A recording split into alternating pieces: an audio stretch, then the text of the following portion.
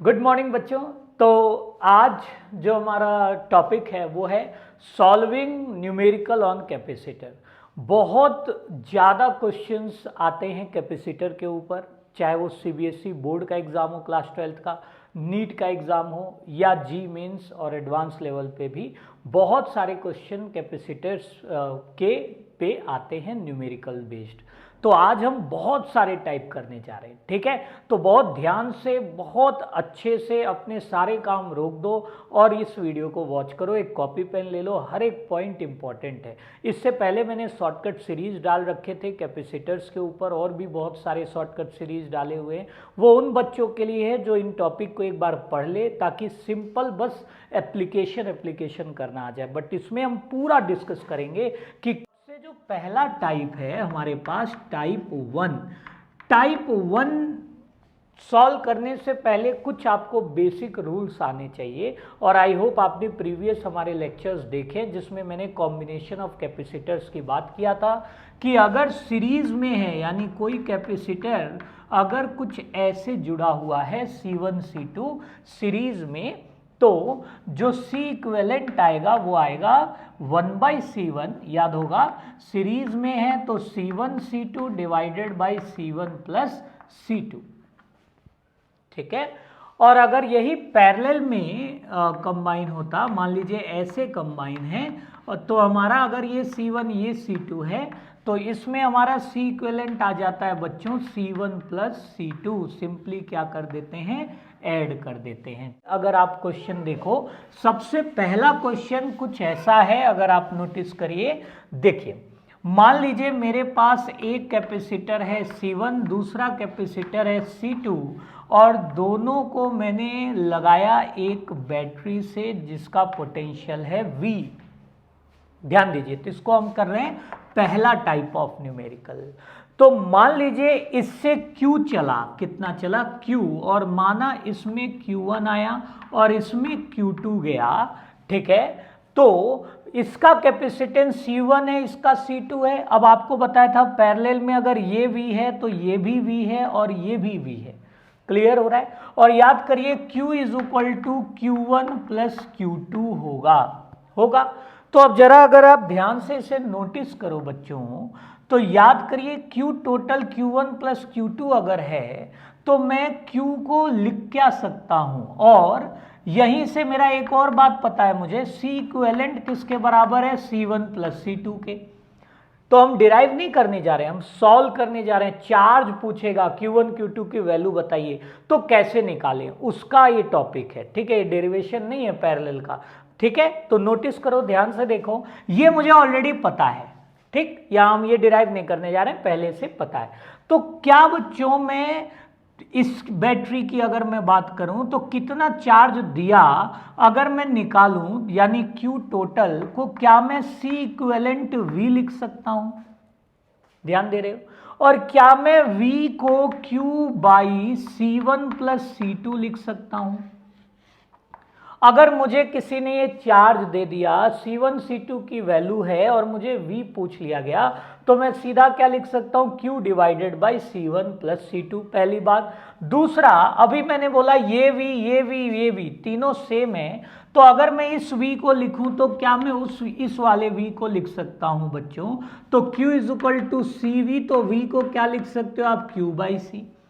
तो इस V को मैं लिख सकता हूं। अच्छा, एक और चीज है, यहां Q1 है तो इसको मैं C1 कर रहा हूं, यहां Q2 है तो इसको मैं C2 कर रहा हूं। थोड़ा सा इससे एक जैसा हो जाएगा, ठीक है, कोई इसमें चेंजेस नहीं है। Q1 ले गया तो C1 लिख दिया, ठीक। वैसे तो ये वैल्यू दे रखेगी। तो देखिए, तो मैं अगर यहां देखूं तो क्या मैं V को Q1 बाई C1 लिख सकता हूं। सिमिलरली इस V को मैं क्या लिख सकता हूं बच्चों, इस V को लिख सकता हूं Q2 बाई C2।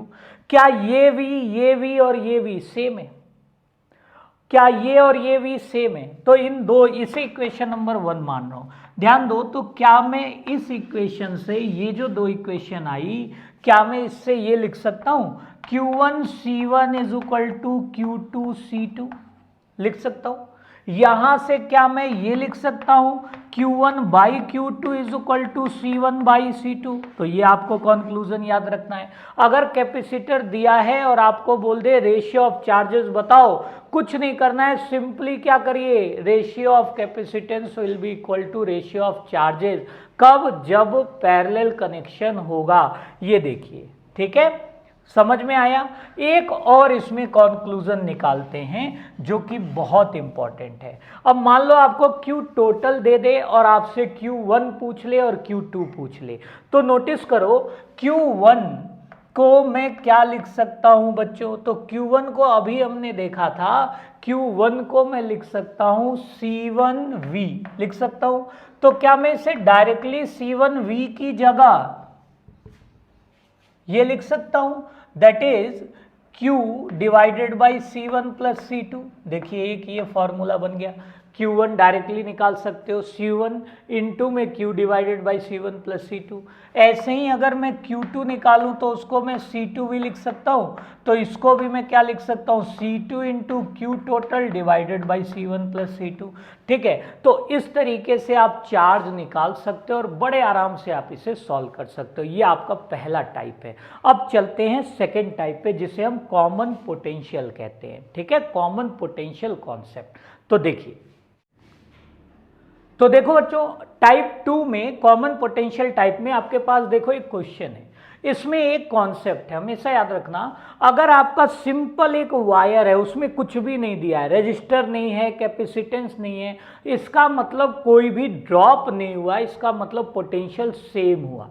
ठीक है, तो रीड्रॉ करने का तरीका देखिए, सी इक्विवेलेंट पूछेगा तो कैसे निकालें ऐसे क्वेश्चन में। तो नोटिस करो, अगर ये मान लिया इसको पोटेंशियल, इसको 1 मान लिया, तो क्या ये 1 है तो इसमें बीच में कुछ भी नहीं है तो ये भी 1 हो जाएगा। और अगर यहां 1 है तो देखो यहां इस वायर में देखो कोई कैपेसिटर नहीं है, कोई रेजिस्टर नहीं है, इसका मतलब कोई ड्रॉप नहीं हुआ, तो इसको भी मैं 1 लिख सकता हूं। सिमिलरली अगर मैं इसको 2 मान लूं तो इसको मैं क्या लिख सकता हूं, 2। सिमिलरली ये क्या लिख सकता हूं, 2। दिख रहा है? तो आपके पास बेसिकली 2 पॉइंट आ गए, 1 एंड 2। अब रीड्रॉ कैसे करते हैं, देखो जब भी 2 पॉइंट आएगा तो ऐसे लिख लेंगे 1 एंड 2। मान लीजिए 3 अलग अलग पॉइंट आता है तो तीसरा कहां जाएगा, बीच में। अभी वो भी टाइप करेंगे, पहले हम 2 वाला कर रहे हैं। अब इसमें क्या करना है, बहुत सिंपल है। 1 एंड 2 आपने लिख दिया, अब कैलकुलेशन करते जाओ। 1 से 2 के बीच देखो एक कैपेसिटर है, लगा दिया, ये देखिए C1, ये हमने कवर कर लिया। 2 से 1 के बीच एक कैपेसिटर है, देखिए फिर हमने एक लगा दिया, 2 से 1 के बीच C2 लगा दिया।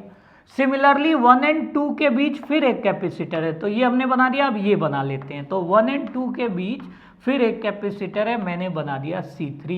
और नोटिस करो ये A है और ये B है। आपसे पूछा क्या था, C इक्विवेलेंट पूछा था। ठीक है, अब आपको दिख रहा होगा ये जो इतना कॉम्प्लिकेटेड सर्किट है ये actually reduce to this circuit हो गया। और यहां से आप C इक्विवेलेंट निकाल लिए बच्चों, सबको ऐड कर दिए क्योंकि पैरेलल है, C1 plus C2 plus C3। ठीक है, तो इस तरीके से आपने निकाला सी इक्विवेलेंट कॉमन पोटेंशियल का। अब एक और एग्जांपल करते हैं, तो हम बहुत सारे क्वेश्चन करने वाले हैं, तो आराम से देखिए, जो भी लिखवा रहा हूं, जो भी आपको बता रहा हूं, इसे नोट करते जाइए। तो चलिए अगले टाइप। तो बच्चों अगला क्वेश्चन आपको दिख रहा होगा, ये देखिए ए और बी दिख रहा होगा आपको, यहां C5 लगाए, यहां C3 लगाए, यहां C1 लगाए, यहां C2 लगाए, यहां C4 लगाए, यहां C6 लगाए, और आपसे कह दे सॉल्व करिए, फाइंड C इक्विवेलेंट। तो देखो ऐसे सवालों में अगेन वही कॉमन पोटेंशियल मेथड स्टार्ट करते हैं। इस बार एक से ज्यादा पॉइंट है, पिछली बार हमारे पास 2 ही पॉइंट था, 1 एंड 2। इस बार मेरे पास एक से ज्यादा पॉइंट है। तो देखो अगर बच्चों ये 1 ले लिया, ये 1, तो क्या यहां पर कुछ है, नहीं है, तो ये भी 1 हो गया। सिमिलरली ये देखो, इसको आप 1 नहीं मान सकते हो, ये मान लिया 2, देखो ये 2 ले लिया, तो क्या इसके बीच में कुछ है, तो ये भी 2 हो गया, सब कवर हो गया। अब बीच में देखो मैंने 3 ले लिया, तो अब हमारे पास 3 पॉइंट आ गए। कितने पॉइंट, 3 पॉइंट। अब हम रीड्रॉ करने जा रहे हैं सर्किट को। तो अभी मैंने बताया 2 पॉइंट होगा तो हम क्या करेंगे बच्चों, ऐसे लिख देंगे 1 2, यहाँ 3 पॉइंट है तो मुझे तीसरा बीच में लिखना है, ये आपको हमेशा याद रखना चाहिए। थर्ड पॉइंट कहाँ रखना है? बीच में। अब शुरू करते हैं। 1 से 2 में देखो C5 है, 1 से 2 में, तो ये मैंने कनेक्ट कर दिया C5, 1 से 2, ठीक है, ये मैंने कवर कर लिया। 2 से 3 में C3 है, देखो 2 से 3 में C3 है तो मैंने एक बना लिया C3, ठीक। 1 से 3 में C1 है, अगेन 1 से 3 में C1 है तो ये मैंने बना लिया C1, यानी मैंने इसको भी बना लिया। अब मेरे पास बच गया 2 से 3 में C2 है, 2 से 3 अगेन मेरे पास C2 है तो मैंने बना लिया C2, ये भी मैंने बना लिया। अब एक बच गया, देखो 1 से 3 में C4 है, 1 से 3 में अगेन हमारे पास क्या है? C4 है, ठीक है, तो ऐसे बना सकते हो आप, ये बना लिया C4। अब देखो इसमें थोड़ा सा मैं आपको एक तरीका बता दूं, जब भी ऐसा बनाए करो जैसे कि देखो इससे आपका फिगर इजी हो जाएगा। जैसे 2 से 3 में हमने C1 बना लिया था, C3 बना लिया था, C5 बना लिया था, ठीक है। अब देखो जैसे मान लिया 2 से 3 में फिर C2 है, 2 से 3 में, तो 2 से 3 में C2 है तो ऑब्वियसली वो C3 के पैरेलल ही होगा। देखो इससे आपका फिगर थोड़ा और आसान हो जाएगा, ऐसे बना लो, ठीक, इसके ऊपर C2 बन गया, ठीक है। ऐसे ही हमने C2 बना लिया। अब देखो 1 से 3 में C4 है, 1 से 3 में इसके ठीक पैरेलल हो जाएगा तो मैंने C4 बना लिया। ये बाद में आपको बहुत काम देगा सॉल्व करने में, ये वाला फिगर आसान हो जाएगा ये, ठीक है। अब एक और बच गया, देखिए C6, यानी 1 से 2 में क्या है? C6 है, तो 1 से 2 में ऑलरेडी C5 हमने बनाया हुआ था, देखो 1 से 2 में हमने C5 बना रखा था। अब 1 से 2 में C6 है तो ऑब्वियसली इसी का क्या हो जाएगा?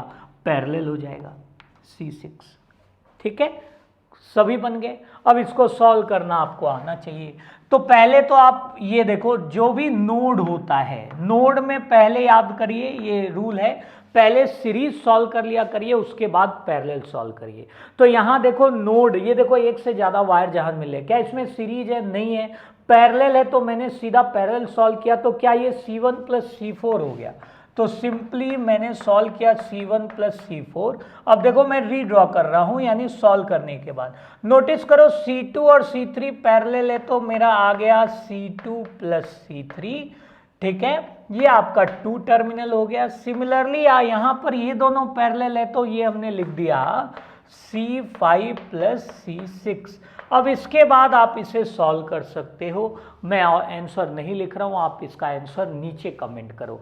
देखो ये दोनों हमें पूछा क्या था? A और B में, A1 और B2, यानी ये आपका A आ गया, ये आपका B आ गया। अब इसे सॉल्व कर सकते हो। आप देखो ये दोनों सीरीज में हैं तो दोनों को 1/C1 प्लस 1/C2, फिर जो रिजल्ट आएगा वो बाद में पैरेलल जोड़ देना है, ठीक है। तो आई होप आप इसे कर लोगे, आपको पता है सीरीज और पैरेलल कैसे सॉल्व करें।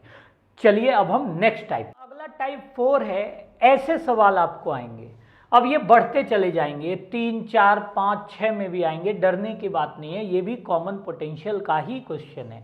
नोटिस करो, आपको कुछ ऐसा फिगर दे देगा और बोलेगा कि ये प्लेट्स हैं और इनके बीच का सेपरेशन D है और जो प्लेट एरिया है वो सबका A है, ठीक। ऐसे में आपको बोलेगा C इक्विवेलेंट निकालिए। क्या निकालिए? C equivalent. देखो क्या करना है, अगेन अगर मैं इसको 1 मान लूं, देखो ये शॉर्ट है, ये 1 मान लूं तो ये 1 है तो ये भी 1 हो जाएगा और सिमिलरली ये भी 1 हो जाएगा, दिख गया आपको। अब ये एक इंडिपेंडेंट बच गया, इसको मैंने मान लिया 2। क्या मान लिया? 2। अब अगर नोटिस करो तो मैं अब बना रहा हूं 1 और 2 के बीच, तो देखो 1 और 2 के बीच एक कैपेसिटर बन गया, ये वाला बना दिया। 2 और 1 के बीच फिर एक कैपेसिटर, तो 2 और 1 के बीच फिर एक कैपेसिटर, तो आपको पता है मैं पैरेलल बना दूंगा। तो ये आपका हो गया C और ये भी C, क्योंकि सबका एरिया और D सेम है तो दोनों क्या क्या हैं? C। अब इसमें आंसर ध्यान दो, पैरेलल है तो C इक्विवेलेंट क्या आएगा? C1 प्लस C2, लेकिन सिंस C और C सेम है तो मैं इसको लिख दूंगा 2C। लेकिन क्या यही आंसर होगा? नहीं। जब भी पैरेलल ऐसा सवाल है जिसमें डी और ए दिया, उसमें आपको फॉर्मूला ये वाला लगाना है, C equal to epsilon not A by D. Clear है? तो आपको इसमें सॉल्व करने के लिए इस C का फॉर्मूला क्या हो जाएगा, epsilon not A by D. Similarly इस C का भी फॉर्मूला हो जाएगा epsilon not A by D. तो आप देखो यहां से आंसर क्या आ जाएगा, 2 epsilon not A by D. Is it clear? तो आप ऐसे सवाल भी कर सकते हो। अब मैं एक आपको क्वेश्चन दे दे रहा हूं, आपको क्या करना है, नीचे कमेंट में उसका आंसर बताना है कि इसका आंसर क्या होगा। ठीक है? तो ये देखिए, मैं आपको एक क्वेश्चन होमवर्क के तौर पे दे रहा हूं, this is homework. Comment below कि आंसर क्या आएगा, उससे पता चल जाएगा कि आपको आया या नहीं आया।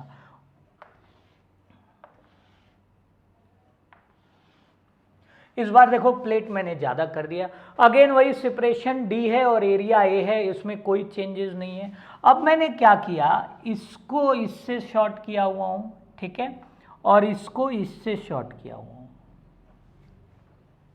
Is it clear? ठीक। अब आपसे मैं पूछ लिया find C equivalent, find C equivalent, तो मैं आपको इसका रीड्रॉ करना सिखा दे रहा हूँ, फिर आप इसे कमेंट में नीचे आंसर बता देना। तो ये देखो 1 से 2 से ज़्यादा पॉइंट वाला हो गया। देखो अगर मैं इसे 1 माना तो ये भी 1 हो जाएगा, तो मैं यहाँ लिख रहा हूँ ये भी 1 हो जाएगा और ये भी क्या हो जाएगा 1। इसको अगर 2 माना तो ये भी 2 हो जाएगा और ये भी 2 हो जाएगा। एक देखो इंडिपेंडेंट बच गया, तो इसको क्या मान लिया मैंने, 3 मान लिया। अब मैंने आपको बताया था रीड्रॉ करना 1 2, और जो बीच वाला यानी जो थर्ड वाला वो हमेशा कहाँ रखेंगे, 3। ठीक, तो आप इसको रीड्रॉ करिए और इसका आंसर मुझे बताइए। नेक्स्ट वीडियो में मैं ये वाला भी बताऊंगा, लेकिन अभी आप आई होप कि अभी हमने रीड्रॉ करना सीखा था, तो आप बड़े आराम से इसे रीड्रॉ कर सकते हो। ठीक है, तो इसके बाद वाला जो लेक्चर है उसमें हम और भी वीडियोस ले आएंगे इसके ऊपर, और भी, जैसे कि मान लीजिए इनफाइनाइट कैपेसिटर्स, लैडर प्रॉब्लम बोलते हैं उसको, मिरर इमेज के फॉर्मूलेज, मिरर के टाइप्स बनते हैं, और एक आरसी सर्किट्स बनते हैं। किरचॉफ लॉ के न्यूमेरिकल इससे पहले वाले वीडियो में डिस्कस कर चुके हैं। ठीक है, तो keep watching, God bless you all, and बहुत ही इंपॉर्टेंट क्वेश्चंस हैं ये, जरूर लगाना। Thank you.